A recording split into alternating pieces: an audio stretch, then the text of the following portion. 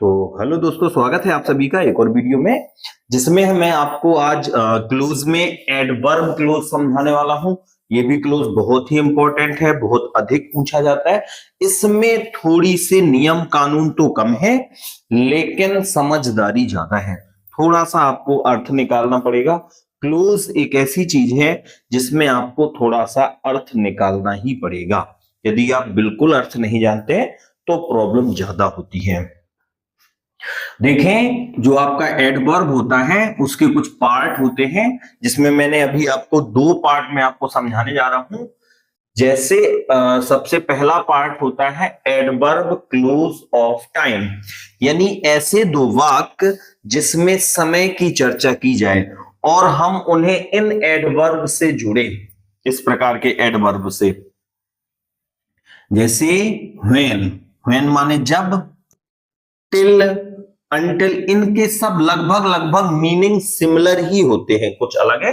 जैसे इसका मतलब तक, जब तक, इसका मतलब भी जब, बिफोर पहले, आफ्टर बाद में, ये सब समय से ही रिलेटेड शब्द हैं। जैसे सिंस, वाइल, इन दोनों का मतलब भी यहां जब ही निकलता है। एज सून एज, इसका भी मतलब आपका ज्यों ही या, है ना, होता है। एज लॉन्ग एज, इसका भी अर्थ जब या में होता है। ठीक है, तो लगभग लगभग इनकी मीनिंग सिमिलर है। यदि आप इनकी मीनिंग जानो तो इन सब की मीनिंग एक सिमिलर आता है, जिसको आपको अगर दो वाक्य में समय की चर्चा की जा रही है तो आप इन वाक्यों से उसको आप जोड़ोगे। कौन कौन से वाक्य? सबसे पहला आता है व्हेन। मोस्टली आपको लिख के आएगा कि इस चीज से आपको जोड़ना है, आपको इन्हें एज सून एज से जोड़ना है। लेकिन अब आपको पहचानना ये पड़ेगा कि एज सून एज हम किस वाक्य से पहले लगाएं। ठीक है, तो वो भी अर्थ निकाल के मैं आपको समझाऊंगा। आपको देखना रहेगा कि सबऑर्डिनेट क्लोज कौन है। सबऑर्डिनेट क्लोज से पहले आपको ये वाक्य लिखने रहते हैं। तो अगर आपने हमारी पुरानी वीडियो नहीं देखी है, आपको नहीं पता है कि प्रिंसिपल क्लोज कौन सा होता है और सबऑर्डिनेट क्लोज कौन सा होता है, तो आपको हमारी पुरानी वीडियो, फर्स्ट वीडियो से एक बार देखनी चाहिए। तो देखें, when, until, till, until, before, after, ये वाक्य आपको थोड़े से समझने पड़ेंगे। तो देखते हैं इसका एक एग्जांपल। तो देखें दोस्तों, इसको एक एग्जांपल के थ्रू अपन देख लेते हैं। वेट हेयर आई रिटर्न, इसको आपको टिल से जोड़ना है। तो क्या आएगा दोस्तों, देखते हैं। ये वाला वाक्य आप सबसे पहले लिखेंगे, वेट हेयर, इंतजार करूंगा। कब तक इंतजार करूंगा? टिल आई रिटर्न, जब तक मैं वापस नहीं आ जाता। Wait here till I return, इस प्रकार से हम इस वाक्य को बना सकते हैं। टिल से जोड़ दिया दोनों वाक्यों को। तो इसको देखते हैं। ये एडवर्ब ऑफ प्लेस है, यानी जब वाक्य में जगह की चर्चा की जाए तो आप इन्हें कैसे जोड़ेंगे? वेयर से। वेयर का अर्थ निकलता है कहां। एक तो कहां और एक तो जहां, और सेम मीनिंग इसका भी होता है। वेयर एवर का भी यही मीनिंग होता है। तो मान के चले हमें इसको वेयर एवर से जोड़ना है, तो आई शैल फॉलो यू, मैं क्या करूंगा? आई शैल फॉलो यू, लगा था यही गलत। तो देखें, हम दूसरा आपको समझा रहे हैं एडवर्ब क्लोज का दूसरा part. Adverb close of place, place यानी जगह। जब जगह की चर्चा की जाए तो आपको इन इस प्रकार के वाक्यों से जोड़ना है, जैसे वेयर या वेयर एवर। तो मान के चले इन दो वाक्यों को हम वेयर एवर से जोड़ रहे हैं। इन दोनों का मीनिंग सिमिलर ही होता है। जब दो वाक्य जोड़े जाते हैं तो इसका मीनिंग निकलता है जहां। ठीक है, और इसका भी सेम मीनिंग है। अब हम इसका अर्थ निकालते हैं और किससे पहले लगाएंगे, ये दिमाग लगाते हैं। आई शैल फॉलो यू, तो ये आपका प्रिंसिपल क्लोज होने वाला है। मैं आपका को फॉलो करूंगा, मैं आपके पीछे जाऊंगा। यू गो, आप जाओगे। तो मैं आपके पीछे जाऊंगा, जहां तक आप जाओगे ऐसा ही अर्थ निकालेंगे आप। तो इसका आंसर आपका कैसा हो जाएगा? I shall follow you wherever you go. ये रहा, I shall follow you wherever you go. ये आपका सेंटेंस होने वाला है। तो मैं आपका पीछा करूंगा जहां तक आप जाएंगे। तो ये आपका मीनिंग निकलेगा इसका। तो आपको याद रहे, सबसे पहला क्या पढ़ा अपन ने? एडवर्ब क्लोज ऑफ टाइम, जब समय की चर्चा की जाए। और एक पढ़ा अपन ने एडवर्ब क्लोज ऑफ प्लेस, जहां जगह की चर्चा की जाए। समय की चर्चा की जाती है तो आप इन्हें इन वाक्यों से जोड़ेंगे, थोड़ा आपको याद भी करना पड़ेगा। और स्थान की चर्चा की जाए तो आप उसको वेयर या वेयर एवर से जोड़ेंगे। थोड़ा सा अर्थ तो लेना ही पड़ता है। अब हम इसके और पार्ट भी देख लेते हैं। तो देखिए दोस्तों, तीसरा मैं आपका बताने जा रहा हूं adverb close of purpose. Purpose क्या होता है? उद्देश्य। एक सेंटेंस दूसरे के होने का उद्देश्य बताएगा। तो देखें, इन्हें जोड़ने के लिए या तो दैट से, या सो दैट से, या लीस्ट से। इनके भी आपके मीन्स लगभग एक से हैं। क्या मीन्स होता है? ताकि। ठीक है ना? हम ये काम करते हैं ताकि हम ये ना हो जाए, जैसे हम पढ़ते हैं ताकि हम फेल ना हो जाए। ठीक है? इस टाइप से। हम खाना खाते हैं ताकि हम जीवित रहे। ठीक है? इस टाइप से इनके अर्थ निकलेंगे। अलग अलग अर्थ नहीं होते हैं इनके, सेम सेम अर्थ होते हैं। तो दैट, सो दैट, लीस्ट, वैसे तो इनमें हम किसी भी वाक्य में किसी का भी यूज करें, इन तीनों में से जैसे लिखा है तो आपको सेम होने वाला है। लेकिन मोस्टली आपको लिख के आएगा कि इन्हें कंबाइन करना है सो दैट से, आपको इन्हें कंबाइन करना है लीस्ट से। ठीक है? तो देखें, इसको आप जैसे जोड़ते हो, बी ईट, हम खाते हैं। दूसरे का अर्थ क्या? बी में लिव, हम जीवित रहें। ठीक है? तो हम खाते हैं ताकि हम जीवित रहें। तो इसका आंसर आपका क्या बन जाएगा? बी ईट, हम खाते हैं, सो दैट वी में लिव, हम खाते हैं ताकि जीते रहें।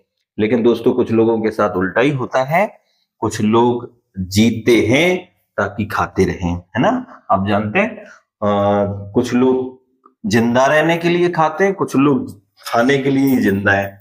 जैसे हमारे पास हैं कुछ ऐसे बंदे जो कि केवल खाने के लिए ही जिंदा हैं।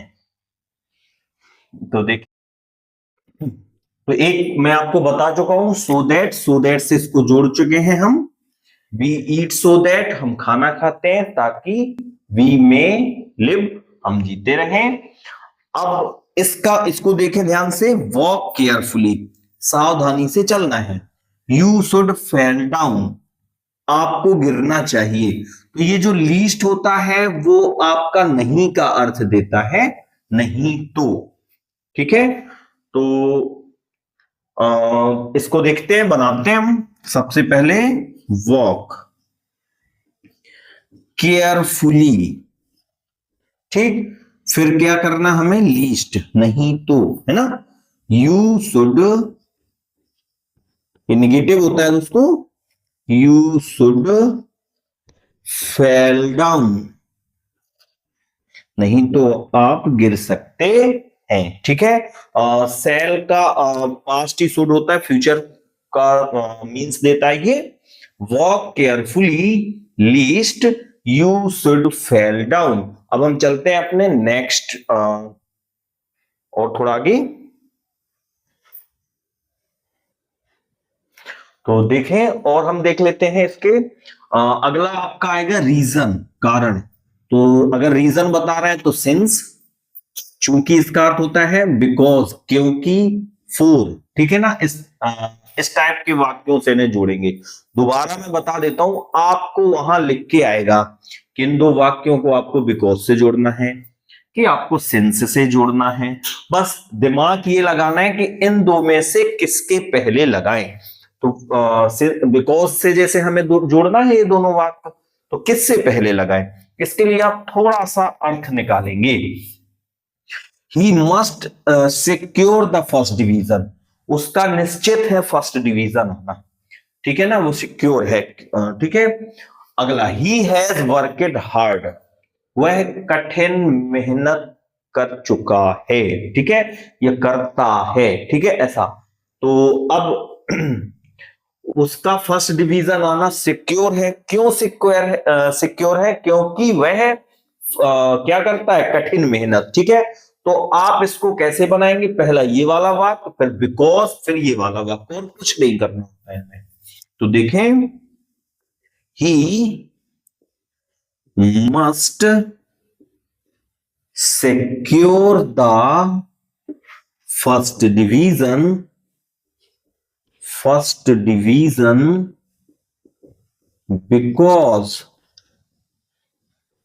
because he work hard, because he has worked hard। इसमें कुछ चेंजेस होने वाला नहीं है, केवल और केवल आपको ये पहचानना है कि हम किस, इनको ये वो ऊपर नीचे भी लिख सकता है, ठीक है। अब हम नेक्स्ट बढ़ते हैं अपने कंडीशन। अगर एक चीज, एक वाक्य दूसरे वाक्य पर कंडीशन लगा रहा है तो इफ माने यदि, अनलेस माने यदि नहीं, इन केस, ये भी कारण से ही रिलेटेड है।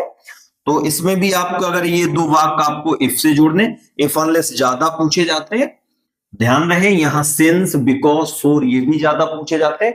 अब बहुत सारे ऐसे वाक्य होते हैं जो यहां बिकॉज की जगह आ सकते हैं, तो जो पूछे जाते हैं हमने वही लिखे हैं। यू वर्क हार्ड, आपको कठिन मेहनत करनी चाहिए। यू विल पास, आप पास हो जाओगे। तो क्या इसमें लगेगा कि यदि आप कठिन मेहनत करते हैं आप पास हो जाओगे, तो ऊपर वाले वाक्य से पहले लगाना पड़ेगा, है ना। अब ऐसा तो नहीं होगा कि यदि आप पास हो जाओगे कठिन मेहनत करते हो, ऐसा तो कुछ नहीं करेंगे ना। तो दूसरे वाले वाक्य से पहले ही हमें लगाना पड़ेगा इसमें। इफ यू वर्क हार्ड, फिर कोमा लगा देंगे हम। दो प्रकार से ये वाक्य बनते हैं। आप ये पहला वाक्य लिखने के बाद इफ लगा के ये वाक्य लिख सकते हैं, या इफ लगा करके आप वाक्य लिख दें, फिर कॉमा, फिर दूसरा वाक्य कॉमा से भी जुड़ जाएगा।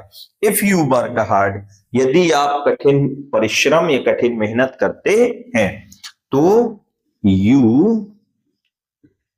विल पास, तो आप क्या हो जाएंगे, पास हो जाएंगे। ये चीज सबसे ज्यादा इंपॉर्टेंट है आपकी। अब हम बहुत ही इंपॉर्टेंट कुछ और एग्जांपल उठाने वाले हैं, तो बने रहे आप हमारी वीडियो में। तो देखें दोस्तों, बहुत ही इंपॉर्टेंट एग्जांपल मैंने कुछ उठाए हैं एडवर्ब क्लोज से। वैसे तो मैं जैसे जैसे आपको बताता गया हूं, वैसे वैसे एक एक एग्जांपल करवाता गया हूं, लेकिन जो अधिक पेपर में आपके पूछे जाते हैं वो एग्जाम्पल मैंने आपको लिखे हैं।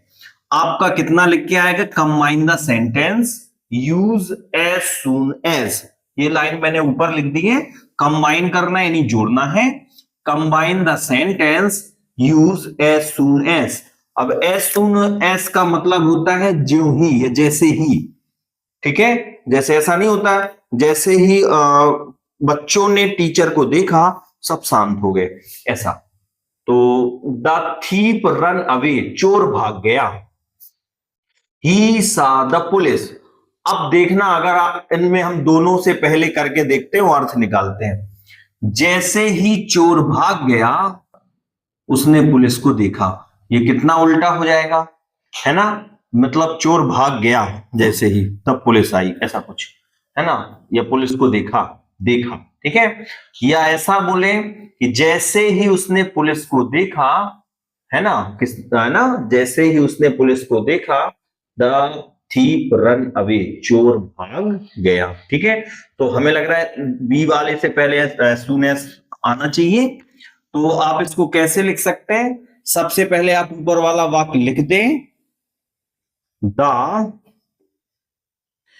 थीफ रन अवे, चोर भाग गया, एज सून एज, जैसे ही सा द पुलिस, वह पुलिस को देखता है, ही सा द पुलिस। तो ये आपका इसका आंसर हो गया। ठीक है दोस्तों, और दूसरा प्रकार कैसे हो सकता है कि एज सून एज ही सा द पुलिस लिख ले, लेकिन याद रहे एज सून एज आपको दूसरे वाले वाक्य से पहले ही लगाना पड़ेगा, पहले वाले वाक्य से पहले नहीं आएगा। ठीक है, नहीं तो उल्टा हो जाएगा। तो द थीफ रन अवे, चोर भाग गया जैसे ही उसने पुलिस को देखा। ठीक है, अब इसको देखते हैं, इसमें भी वही चीज लिख के आएगा, combine the sentence, use where. Where का दो मीनिंग होता है, जब इसको हम WH वर्ड क्वेश्चन में यूज करते हैं तो कहां, और यहां पे आएगा जहां। आई लिव इन अ विलेज, मैं उस गांव में रहता हूं। माई ब्रदर वर्क देयर, ठीक है ना, मेरा भाई काम करता है। तो क्या आएगा? आई लिव इन अ विलेज, मैं गांव में रहता हूं जहां मेरा भाई काम करता है। तो इसमें भी दूसरे वाक्य से पहले ही लगाएंगे, I live in a village where my brother work there. मैं गांव में रहता हूं जहां मेरा भाई काम करता है। माई ब्रदर, ब्रदर लिखना था, माई ब्रदर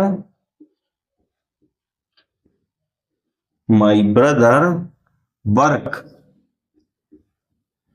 देयर। ये रहा दोस्तों। ठीक, इसको देखते हैं, ही can not attend the office, आज वह ऑफिस नहीं आ सकता, वो आज ऑफिस अटेंड नहीं करेगा। ठीक है, ही इज इल, वह बीमार है।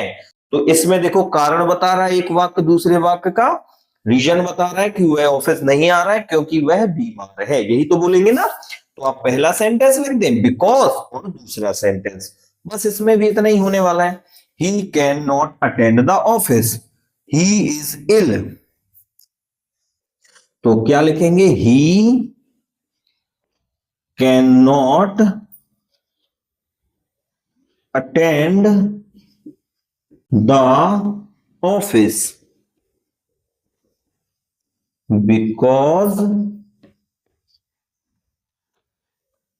he is ill। ill यानी क्या होता है? बीमार। तो दोस्तों ये आपके कुछ मैंने एग्जांपल उठा लिए हैं एडवर्ब क्लोज से, और एक आध वीडियो में आपकी केवल इनको प्रैक्टिस करवाने वाली ही बनाने वाला हूं। तो यदि आपने अभी तक नहीं देखा है, नहीं पढ़ा है, केवल आपने इसी वीडियो को देखा है, तो आप हमारी पुरानी वीडियो भी जरूर देख लें ताकि आपको समझ आ जाए। और यदि आपने पढ़ रखे हैं, आपको बहुत अच्छे से आता है, तो एक जो अगली आने वाली वीडियो है आप उसका इंतजार करें, जिसमें मैं केवल एग्जाम्पल समझाने वाला हूं और वही एग्जाम्पल आपके पेपर में फंसेंगे। तो अब हम ये अपनी वीडियो यहीं पर समाप्त करते हैं, मिलते हैं सभी से नेक्स्ट वीडियो में।